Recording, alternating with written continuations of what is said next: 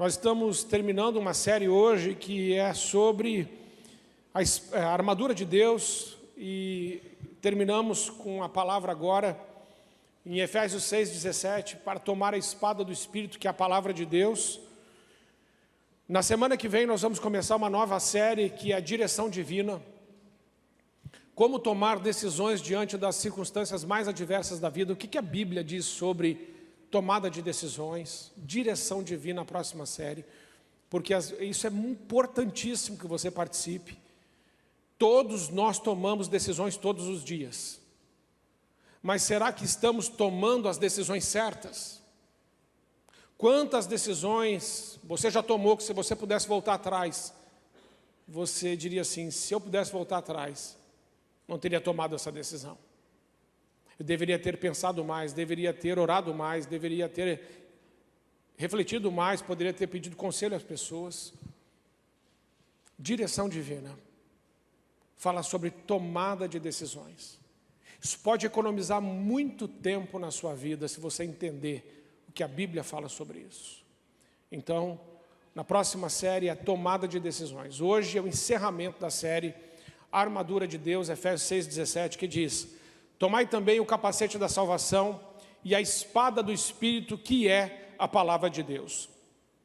O apóstolo Paulo aqui está falando sobre a armadura de Deus, e nós já trabalhamos todas as peças da armadura, menos essa, que é a palavra de Deus. A espada do Espírito, ele fala assim: a espada do Espírito é a palavra de Deus. Então nós vamos falar hoje sobre o poder dessa palavra de Deus, o que é a palavra de Deus e o que ela pode fazer.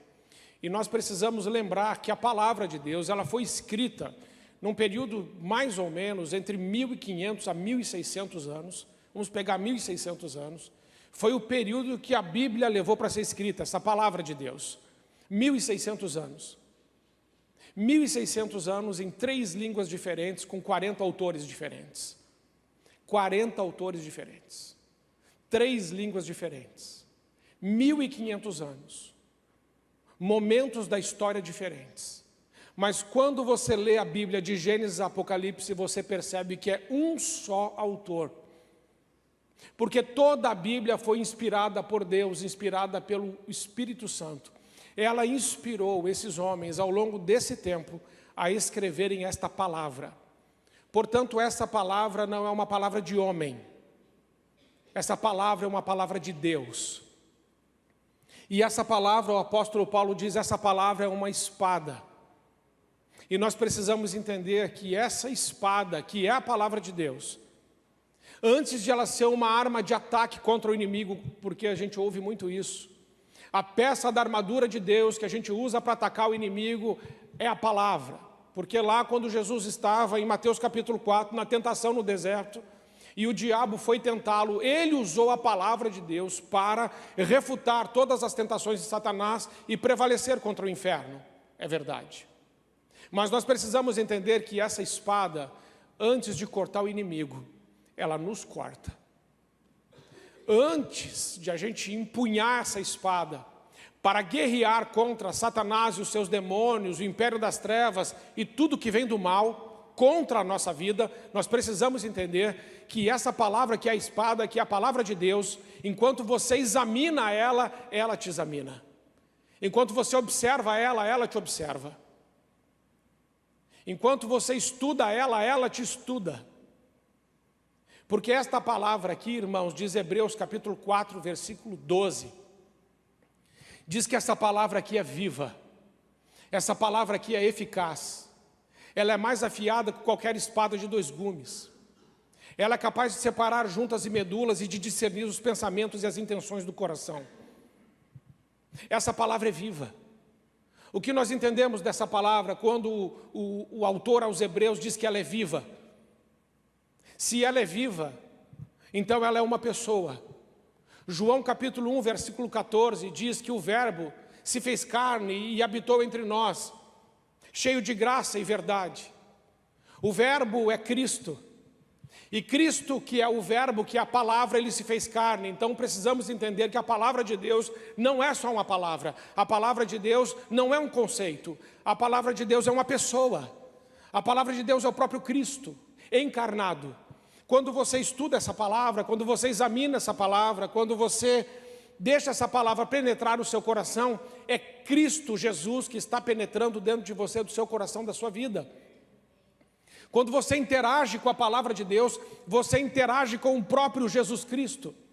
É por isso que já foi comprovado cientificamente que quando você lê a palavra de Deus uma vez por semana, ela surte quase nenhum efeito na sua vida. Quando você lê a palavra 2 vezes por semana, ainda muito pouco. 3 vezes por semana melhora um pouco. Mas a partir de 4 vezes por semana que você lê e medita na palavra de Deus, as pessoas conseguem deixar as drogas, sair da depressão, sair do estado de passividade, de frustração, de miséria e começar a se posicionar numa postura espiritualmente vitoriosa diante das adversidades da vida. Porque quando você começa a se relacionar mais com a palavra, você está se relacionando mais com o próprio Jesus Cristo. E aí nós precisamos entender, irmãos, que o Senhor Jesus não vai abrir os segredos do coração dele para quem não tem intimidade com ele. Porque assim também é com você. Você não sai abrindo a sua vida, o seu coração, a sua história para gente que você não conhece. O segredo do seu coração são para as pessoas que você confia e tem intimidade. Por isso que está escrito lá no Salmo 25, que a intimidade do Senhor é para aqueles que os temem. Então, se você não teme a Deus, a intimidade do Senhor não é para você. A intimidade do Senhor é para aquele que teme a Ele, busca a Ele, anseia a Ele. Como cantamos, nada mais importa, eu quero estar na tua presença. Quando nós começamos a nos relacionar com a palavra de Deus mais vezes, a gente vai aumentando o tempo que passa com Ele. Até que chega um momento que a melhor parte do seu dia é a parte onde você vai estar com Ele. Eu não sei se você já chegou a viver isso. De você começar a mergulhar na palavra de Deus e na presença de Deus, de uma forma tal que você foi ampliando isso. Quando chega um tempo na sua vida que você fala assim, eu não consigo mais esperar. Eu preciso estar com Ele. Eu anseio a presença dEle. Eu quero ouvir a voz dEle. Eu quero buscar a sabedoria, o entendimento, o discernimento, a inteligência e a revelação na santa palavra de Deus. Porque está escrito, lâmpada para os meus pés, luz para o meu caminho, é a tua palavra, Senhor. Muitas pessoas andam em círculos, muitas pessoas não avançam, muitas pessoas não prosperam em seus caminhos, porque elas não têm a palavra de Deus como um trilho, como uma bússola, como um GPS, como aquilo que dá direção para a sua vida. Antes seguem os seus instintos, a sua carne, os seus desejos e as suas paixões.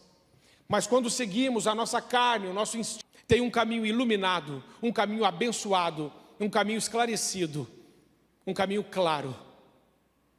Não há dúvida, a firmeza nos seus pés, a consistência no seu andar. Realmente você avança quando você se relaciona com a palavra de Deus, que é a espada. Amém? Essa palavra é o próprio Cristo. Essa palavra, ela é viva. Por isso que está escrito em Hebreus capítulo 4, versículo 12. Esta palavra, ela é viva. E se ela é viva, ela se relaciona, ela fala, ela cumpre propósito. Essa palavra não volta vazia. Isaías 55, versículo 10 e 11 está escrito assim: porque assim como a chuva e a neve descem do céu e para lá não tornam antes de fecundar a terra e dar semente ao semeador e pão que come, assim é a minha palavra, diz o Senhor. Ela não volta para mim vazia, antes ela faz tudo o que me apraz e ela prospera em tudo que a enviei. Essa palavra, irmãos, quando sai da boca de Deus, ela vai cumprir o propósito para o qual ela foi designada. Porque essa palavra é o próprio Cristo. Não há falha, não há erro. Não há como essa palavra ser derrotada, ser impedida de cumprir propósito. Se você realmente quiser cumprir propósitos de Deus na sua vida, ande em cima do trilho dessa palavra. É por isso que Deus disse a Josué, e Josué é um símbolo de um homem que luta, de um general. Josué está prestes a conquistar a terra prometida, atravessar o Jordão e entrar num lugar muito abençoado por Deus. Mas antes disso acontecer, Deus dá um conselho para ele. Isso está lá em Josué capítulo 1, a partir do versículo 8. Está escrito lá: não se aparte a tua boca do livro desta lei, antes medita nela de dia e de noite. Quem está falando? Deus está falando. Ele está falando de Josué. No contexto desse texto, Moisés morreu. A referência que você tinha está morta. O homem que liderava o povo agora já foi recolhido. E agora chegou a tua vez. E Josué percebeu que as sandálias de Moisés eram grandes demais para ele calçar, porque Moisés foi um grande homem de Deus. Então o medo, a insegurança e as dúvidas começaram a habitar o coração de Josué. Então Deus está dando para ele uma espada para ele lutar. E ele está dizendo: a espada é a minha palavra, medita nela de dia e de noite. Lê essa palavra, reflete sobre essa palavra, come essa palavra. Jesus disse: um novo alimento eu tenho para dar para vocês, é fazer a vontade do meu Pai. O que Deus espera, irmãos, é que a palavra dele esteja sempre no nosso coração, de dia e de noite. O que é meditar? Meditar não é esvaziar a mente. Meditar não é cruzar as pernas, fazer assim com os dedos e ficar falando Não é nada disso.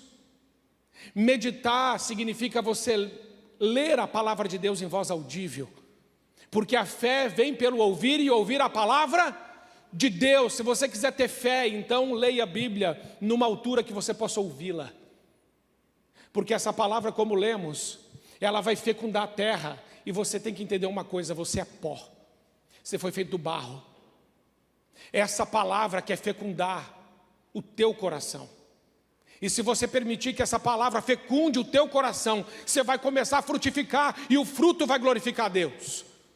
Mas se você não deixar essa palavra frutificar no seu coração, fecundar o seu coração, os frutos que você der são frutos de morte, porque eles terminam em você mesmo.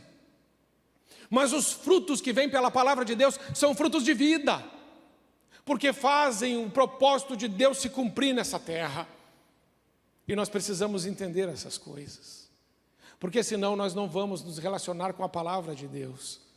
Nós vamos ler a palavra de Deus às vezes, até por crise de consciência. Não deve ser assim. Nós devemos ter a paixão de ler essa palavra, de buscar essa palavra, de crer nessa palavra. Irmãos, veja o que está escrito em Lucas capítulo 5, versículo 5. O apóstolo Pedro, o contexto desse texto sobre a palavra de Deus, dentro desse tema, o apóstolo Pedro tinha passado a noite inteira tentando pegar peixe, não pegou nada. Uma noite inteira em clara, trabalhando, nada. Eu não sei se você já teve noites assim na sua vida, períodos assim na sua vida, em que você trabalhou, você lutou, você se esforçou, você buscou de verdade, você não fez corpo mole, mas o resultado não veio. E quando Pedro termina essa noite cansativa, estressante, frustrante, ele desce do seu barco e ele começa a lavar as redes. É uma atitude muito bonita de Pedro, porque eu não sei se eu lavaria as redes depois de uma noite sem pegar nada. Talvez eu fosse para casa e falasse para minha mulher: faz um café aí, porque a noite foi difícil, a gente não pegou nada, saí para trabalhar a noite inteira, não estou trazendo nada para casa, não sei o que está acontecendo, eu devo estar com algum pecado. Não é assim que a gente fala? Devo ter feito alguma coisa, porque as coisas não estão acontecendo na minha vida como deveriam acontecer. Mas Pedro não fez isso, ele ficou lavando as redes. E naquela manhã, bem cedinho, Jesus estava chegando na beira daquela praia. E uma multidão estava seguindo Jesus. E Jesus começa a pregar a palavra. E quando Jesus está pregando essa palavra, Pedro está lavando as redes. O que Pedro não está entendendo é o que está em João 15, verso 3, aonde Jesus disse assim: vós já estáis limpos pela palavra que vos tenho dito. Então, enquanto Pedro, lá em Lucas 5, capítulo 5, está lavando as redes, quando Jesus está pregando, Jesus está lavando Pedro. Pedro está lavando as redes. Mas a palavra de Deus está lavando o coração de Pedro. Porque noites difíceis, experiências ruins, frustrações, feridas e mágoas na nossa história nos fazem ficar duros para crer na palavra de Deus. As nossas feridas e as nossas dores muitas vezes nos fazem incrédulos. As nossas experiências negativas criam no nosso coração crenças limitantes que nos impedem de avançar nos sonhos de Deus. Por isso é que Jesus chegou na beira daquela praia e começou a pregar a multidão, mas também pregava Pedro. Quando ele termina de pregar, tinham 2 barcos. E ele deliberadamente escolhe o barco de Pedro, porque ele sabia que era o de Pedro. E ele entra dentro daquele barco. Ele prega ainda a palavra e faz do barco o púlpito e faz do mar o veículo da sua voz e anuncia o evangelho. Quando ele termina, ele fala assim: Pedro, vamos pescar. E Pedro diz assim: Senhor, o senhor não está entendendo. Nós não pegamos nada a noite inteira. Mas sobre essa tua palavra, eu vou lançar as redes. Quero que você entenda uma coisa. Quando Pedro começou a ouvir a palavra de Deus, a incredulidade dele começou a ir embora. Quando ele começou a ouvir a palavra de Deus, ele começou a acreditar que Deus é poderoso para fazer aquilo que ele não pôde fazer. E muitas vezes na nossa vida é assim. Existem coisas que nós já falamos, não vai acontecer, não vai dar certo, eu já tentei, não funciona. Mas ao ouvir a palavra de Deus, Pedro diz assim: sobre a tua palavra, Lucas 5,5, põe para mim. Sobre a tua palavra, não é isso que está escrito? Mestre, havendo trabalhado nada apanhando, mas porque mandas, veja uma outra versão, põe para mim essa. Mas sobre esta tua palavra, Pedro não está lançando rede aos mares, irmãos. O Pedro está lançando a rede em cima da palavra de Deus, é isso que você tem que entender. Porque a rede na água ele jogou a noite inteira, não pegou nada. Agora ele não está jogando a rede na água, ele está jogando a rede em cima da palavra. Ele creu na palavra. E em cima da palavra de Deus ele lançou a rede. E eles pegaram tanto peixe que eles não conseguiam puxar. Quando você começa a crer, algumas coisas mudam. Volta para o 5. Como ele está chamando Jesus aqui? Mestre. Põe o versículo 8. Vendo isso, Simão Pedro prostrou-se aos pés de Jesus, dizendo: Senhor, presta atenção. Antes de ele lançar as redes sobre a palavra, antes do milagre, antes do sobrenatural de Deus, ele relacionava-se com Jesus Cristo, chamando Jesus de mestre. E assim são muitas pessoas que estão na igreja. Jesus é um mestre. Jesus é um espírito mais iluminado. Jesus é diferenciado. O ensino de Jesus é maravilhoso. Eu quero dizer um negócio para você. Se você ficar só nessa, você está perdendo. Quando Pedro começou a relacionar com Jesus, lançou as redes e o grande milagre de Deus aconteceu, ele já não chama mais Jesus de mestre, mas ele o chama Senhor. E ainda diz: afasta-te de mim, porque eu sou um homem pecador. A ficha dele caiu. Ele não está lidando com alguém só que é sábio. Ele não está lidando só com alguém que é de Deus. Ele está lidando com o próprio Deus ali encarnado. E por isso ele chama Jesus de Senhor. Quando você começa a se relacionar com a palavra de Deus, crer na palavra de Deus e lançar suas redes sobre a palavra de Deus, as respostas virão. E você nunca mais vai se relacionar com Jesus Cristo chamando mestre, mas você irá chamá-lo Senhor. Isso significa: eu me submeto completamente à tua vontade. E as coisas não serão mais do meu jeito, mas do teu jeito. Porque tu sabes, Senhor, como deve ser. Amém, irmãos? A palavra de Deus ainda nos diz Em Hebreus, capítulo 13, versículo 8. Jesus Cristo é o mesmo ontem, hoje e eternamente. Eu preciso te dizer, a palavra de Deus não muda. A palavra de Deus não muda. Sabe quem muda? A gente. A gente muda. Quantas vezes nós seguimos o nosso coração? A palavra de Deus diz: enganoso é o coração, corrupto, perverso, mais do que todas as coisas, quem o conhecerá? O nosso coração não presta. O nosso coração muda. Tem hora que estamos apaixonados por Jesus. Tem hora que nós queremos estar na igreja. Tem horas que nós damos a Deus excelentes orações. Aliás, a hora que fazemos isso justamente são as horas mais difíceis da nossa vida. Porque se você ler lá, por exemplo, Jonas, aquele homem que estava desobedecendo a Deus, quando o grande peixe o engole e ele para no ventre do peixe, no Jonas capítulo 2, ele está na barriga do peixe. Ele está mal. Ele está para morrer. Lá ele faz a mais bela oração da vida dele. As suas orações mais lindas saíram dos seus lábios quando você não estava bem.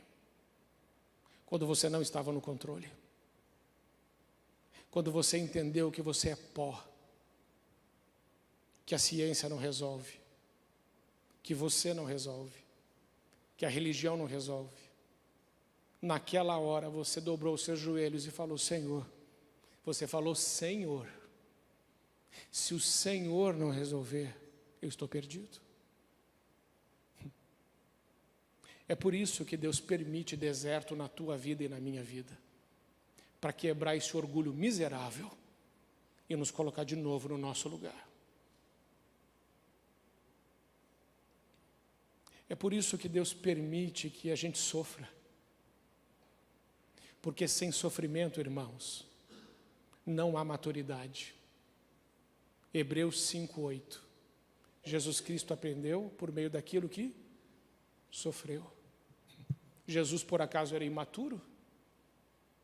Mas ele aprendeu por meio do sofrimento. Pode pôr para mim Hebreus 5:8, para que os irmãos possam ler. Está ali. O sofrimento é pedagógico. Quando Deus te leva para o deserto, Ele está te matriculando na escola superior do Espírito Santo. Quando Deus te leva para o deserto, Ele quer arrancar da sua vida o que não presta. Ele quer, como o fogo faz com o ouro.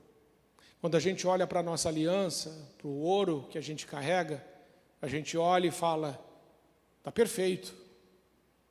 Põe no fogo. Põe no fogo e você vai ver que tem ferro, níquel e cobre aqui. Tem muita impureza aqui. Só que só o fogo revela. Só o fogo revela quem nós somos de verdade. Tem muita gente que está enganada acerca de si mesmo, achando que é alguma coisa quando não é nada.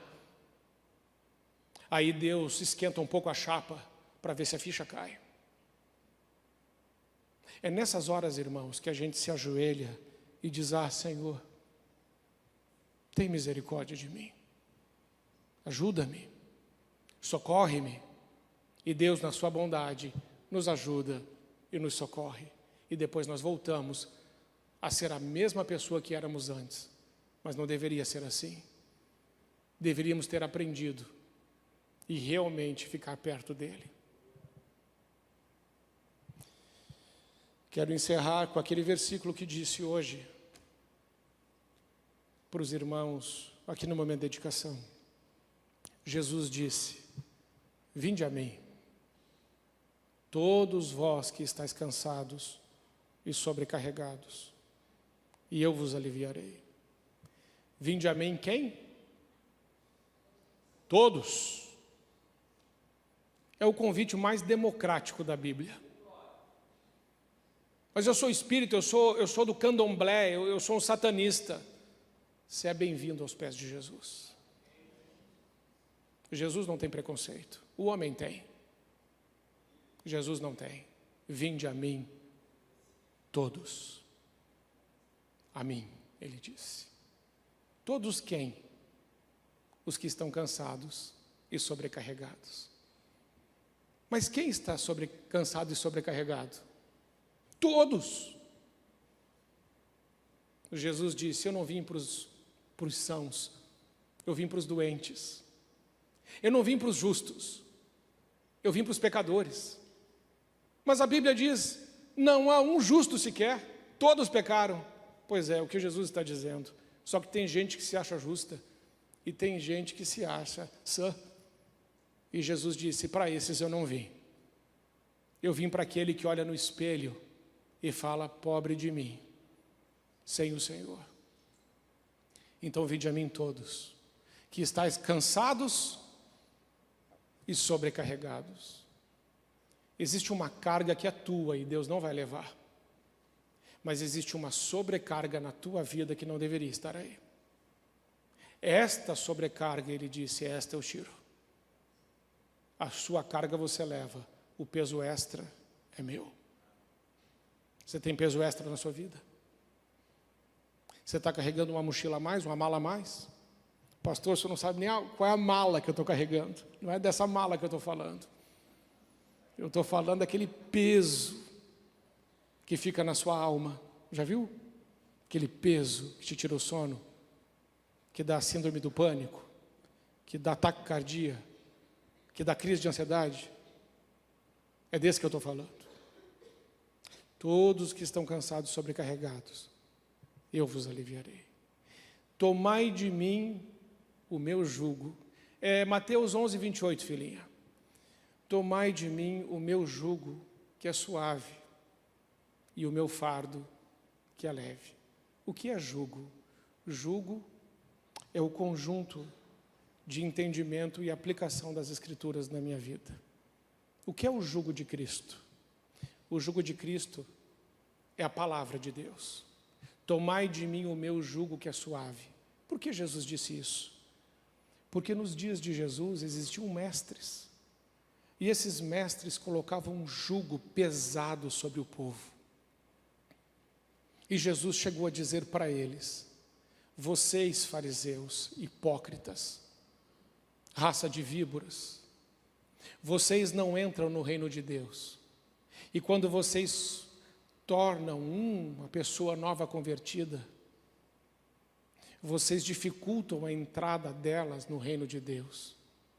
E Jesus disse a eles: as prostitutas e os cobradores de impostos vos precederão no reino de Deus, porque vocês colocam fardos pesados nas costas do povo e nem com o dedo vocês ajudam.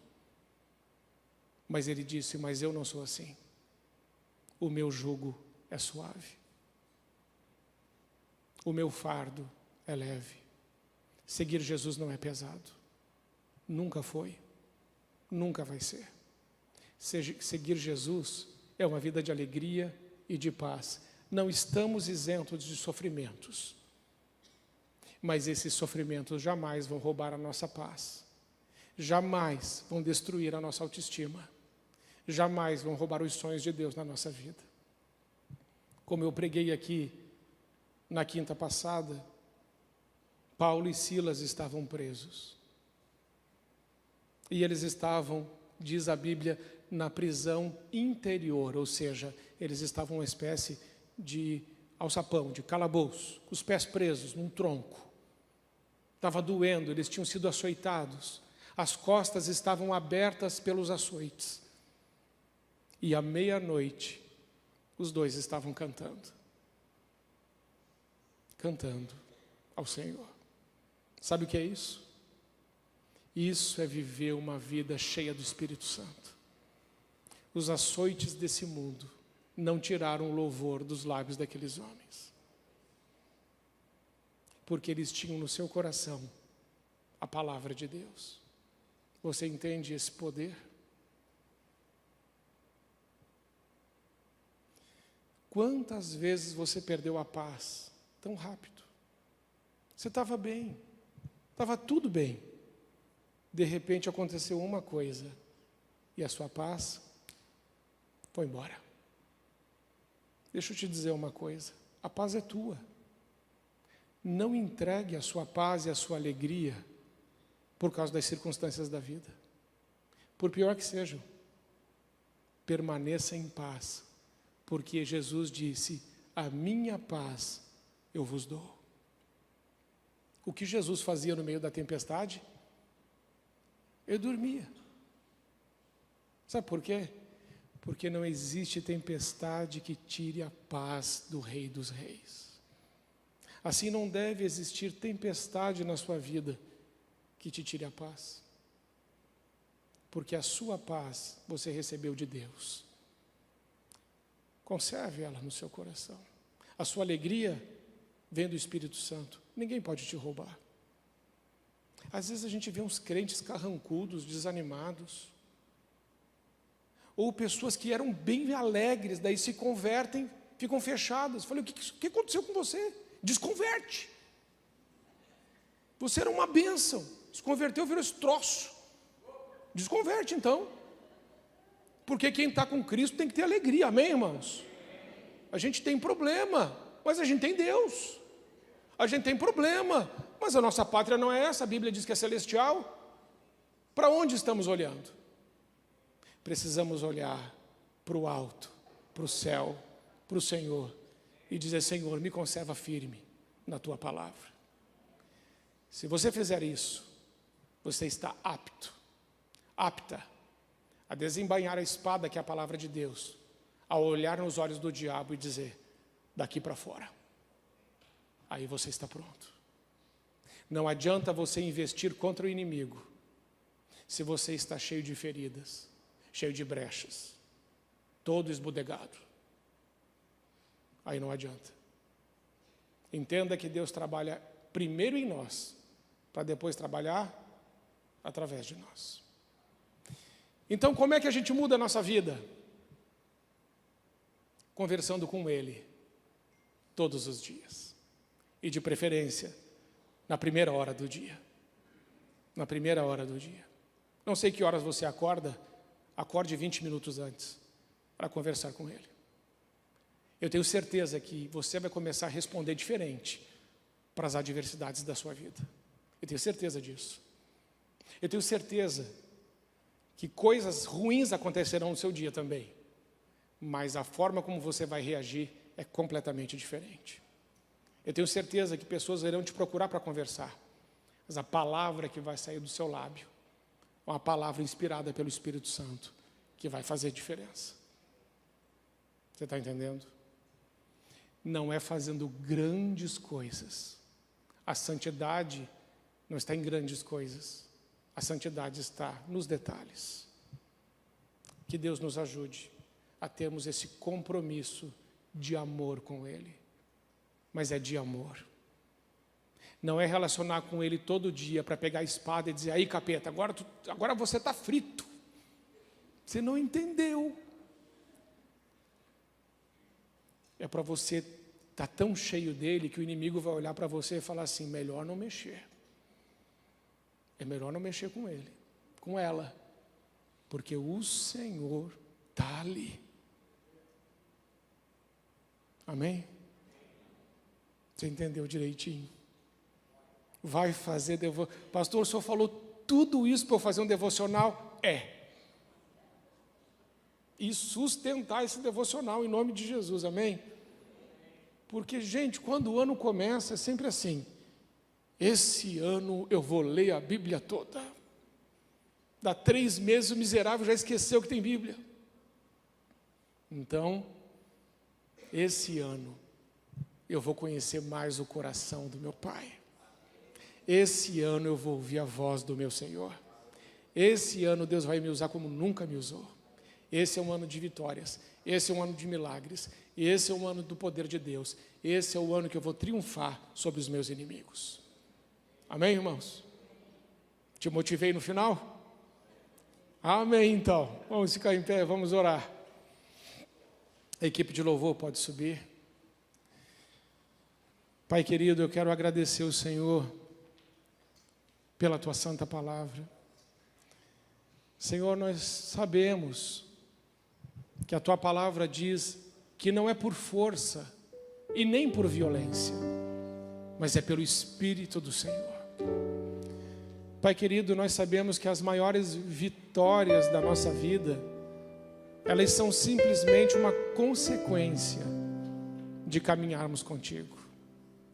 Não permita, Senhor, que os nossos pés se desviem para a esquerda ou para a direita. Mantenha os nossos pés nos teus retos e santos caminhos. E que a nossa vida glorifique o teu nome.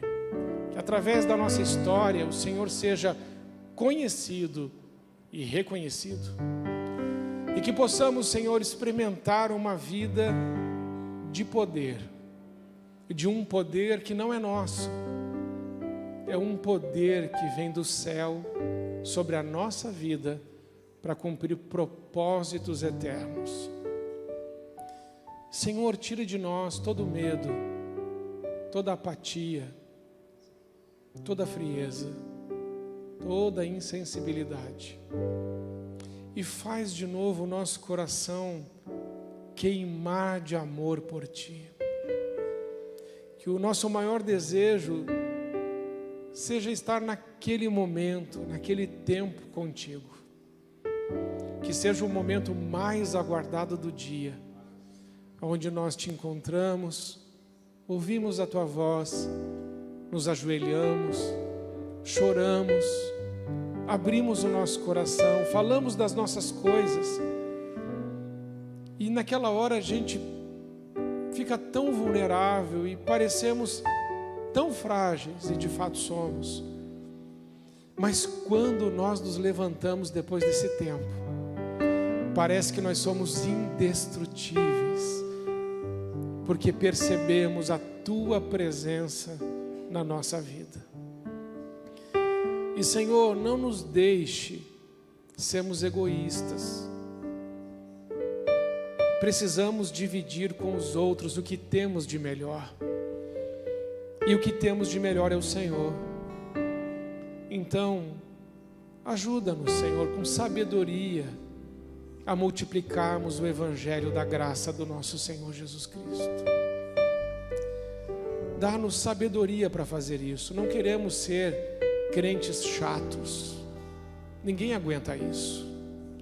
Nós queremos ser pessoas com bom senso, pessoas que sabem a hora de falar e a hora de calar, pessoas que são sensíveis à sua voz, que não empurram portas, mas que esperam o momento certo de agir na dependência do Senhor. Pai, muito obrigado por essa noite. Sei que semana que vem o Senhor vai nos ajudar a entender melhor como tomarmos as decisões certas, a direção divina para a nossa vida. Fica conosco, Pai, e coloca agora um louvor nos nossos lábios e uma sede muito grande de Ti, em nome de Jesus. Amém.